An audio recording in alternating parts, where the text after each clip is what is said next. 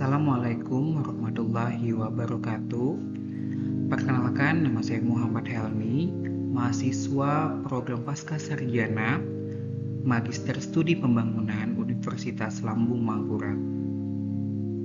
Izinkan saya memaparkan tugas dari mata kuliah Manajemen Pembiayaan, Pembangunan dan Aset Daerah dengan dosen pengajar Bapak Dr. Insinyur Syahrial Saddiq, Master of Engineering MM, dengan judul Analisis Implementasi Green Financing untuk Proyek Pembangunan Berkelanjutan di Kabupaten Balangan dengan fokus studi pada insentif dan tantangan penerapan Green Bonds.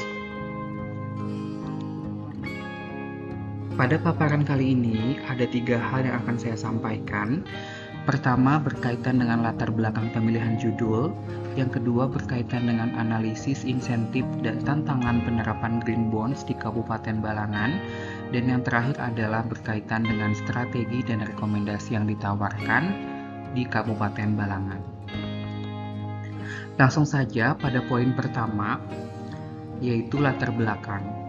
Kabupaten Balangan yang terletak di Provinsi Kalimantan Selatan memiliki potensi yang besar untuk menerapkan pembangunan berkelanjutan, terutama karena wilayahnya yang kaya akan sumber daya alam seperti batu bara, hutan, sungai, dan lahan pertanian. Namun, tantangan seperti deforestasi, polusi air, dan ketergantungan pada bahan bakar fosil menuntut pendekatan pembiayaan inovatif seperti green financing, khususnya melalui instrumen Green Bonds. Green financing mencakup alokasi dana untuk proyek-proyek yang memberikan dampak positif terhadap lingkungan seperti pengurangan emisi karbon, peningkatan efisiensi energi, dan pelestarian ekosistem. Sedangkan Green Bonds adalah salah satu instrumen green financing yang memungkinkan pemerintah daerah, sektor swasta, atau lembaga keuangan untuk mengumpulkan dana dari investor yang peduli terhadap isu lingkungan. Analisis ini bertujuan untuk mengevaluasi insentif dan tantangan penerapan Green Bonds di Kabupaten Balangan dengan mempertimbangkan konteks lokal dan dinamika keuangan yang berkelanjutan. Hasil analisa dari beberapa referensi menyatakan bahwa terdapat 4 insentif dengan penerapan Green Bond di Kabupaten Balangan. Yang pertama adalah insentif fiskal dan juga regulasi, sebagaimana yang diperkenalkan oleh Kementerian Keuangan mengenai insentif fiskal untuk mendukung green financing seperti keringanan pajak atau subsidi bunga untuk proyek-proyek ramah lingkungan. Di Kabupaten Balangan sendiri dapat mengadopsi kebijakan serupa seperti keringanan retribusi daerah untuk pengembang proyek yang menggunakan Green Bond seperti proyek infrastruktur hijau atau energi terbarukan dan juga subsidi bunga pinjaman untuk proyek-proyek yang memenuhi kriteria taksonomi hijau Indonesia. Yang kedua adalah dengan penerapan Green Bonds di Kabupaten Balangan, maka akan mampu menarik investor. Sebagaimana yang dikemukakan dalam World Bank tahun 2020 yang menyatakan bahwa investor akan semakin mencari instrumen yang tidak hanya memberikan keuntungan finansial, tetapi juga dampak lingkungan yang terukur. Di Kabupaten Balangan, proyek-proyek seperti pengelolaan limbah atau energi terbarukan dapat menarik investor yang mencari dampak lingkungan yang positif. Selain itu juga dengan penerbitan Green Bonds oleh pemerintah daerah dapat meningkatkan reputasi Balangan sebagai kabupaten yang berkomitmen pada pembangunan berkelanjutan sehingga menarik lebih banyak investasi hijau. Yang ketiga adalah adanya dukungan kerjasama internasional. Dengan penerapan Green Bond di Kabupaten Balangan, maka akan dapat memanfaatkan kerjasama dengan lembaga internasional seperti Bank Dunia atau Green Climate Fund.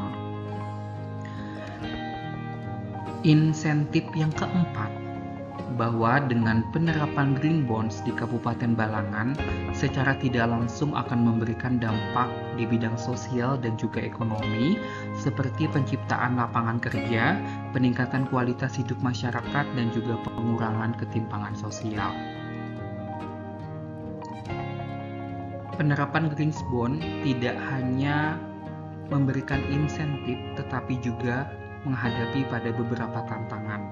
Adapun tantangan yang diidentifikasi dalam paparan ini adalah ada 5, yaitu yang pertama adalah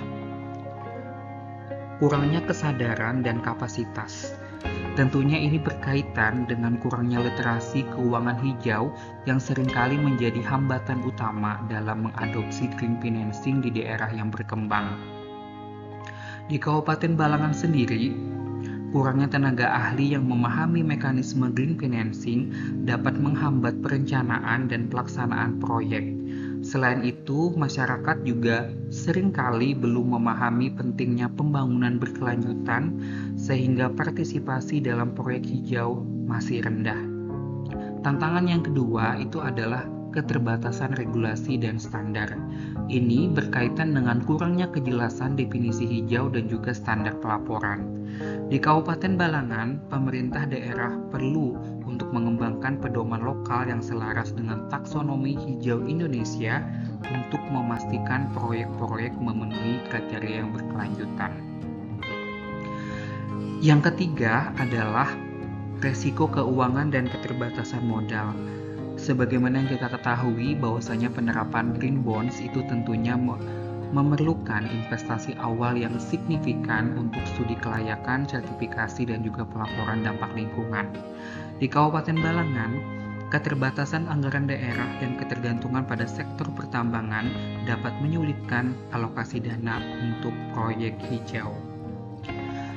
Tantangan yang keempat yaitu asimetri informasi dan transparansi, berkaitan dengan kurangnya data dan alat analisis untuk mengevaluasi proyek hijau. Di Kabupaten Balangan, ketiadaan database lingkungan yang komprehensif seperti tingkat emisi karbon atau status keanekaragaman hayati dapat menyulitkan identifikasi proyek yang layak didanai melalui Green Bonds. Yang kelima adalah lemahnya koordinasi antar pemangku kepentingan.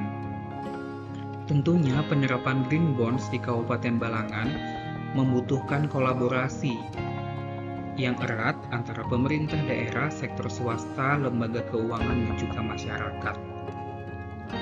Dengan adanya tantangan tersebut, maka di sini dirumuskan beberapa strategi dan juga rekomendasi yang dapat memperkuat terhadap penerapan green financing melalui Green Bonds di Kabupaten Balangan, yaitu dengan yang pertama adalah peningkatan kapasitas dan sosialisasi yang dapat dilakukan melalui pengadaan pelatihan bagi pegawai pemerintah daerah dan pelaku usaha tentang mekanisme Green Bonds dan taksonomi hijau Indonesia.